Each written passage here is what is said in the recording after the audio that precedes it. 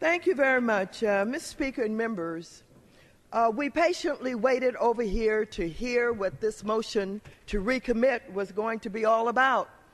We thought about all of the members who have been calling us, writing us, working with us from both sides of the aisle to please help them address the concerns of their constituents about flood insurance. We have worked very hard with members from both sides of the aisle to include their concerns in this bill. You saw members come to the floor with those amendments. You saw in the manager's amendment that we had worked with so many members, not only to include their concerns, but to answer questions and prepare them for going back to their communities, explaining how this whole thing works. Many of those questions that have been raised by our constituents have been raised over a long period of time. Our offices are bombarded with questions about the mapping. How does it work?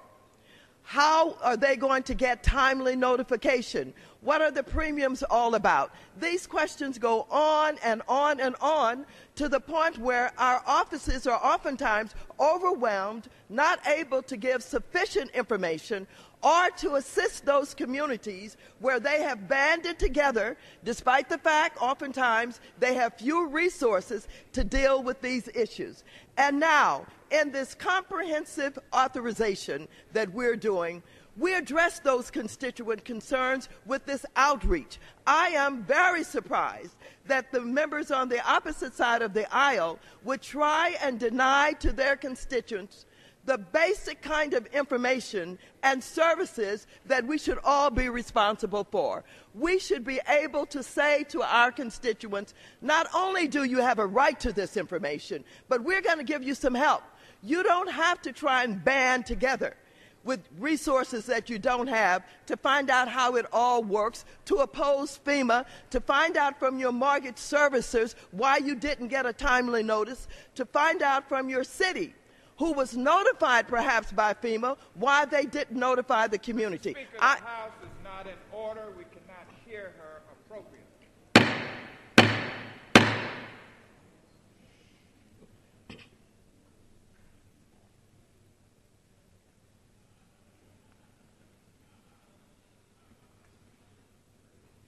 Mr. Speaker and members, these are simply outreach activities that must be dealt with.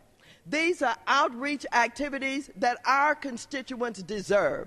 To oppose assisting our constituents when they may be forced into new mapping that's going to cost them money that they had not anticipated, on and on and on, is just unbelievable. And so I would simply say it speaks for itself. Assistance to our constituents, answering those basic questions. I would ask for a no vote on this motion to recommit. It works against the best interest of all of our constituents. They deserve better than this.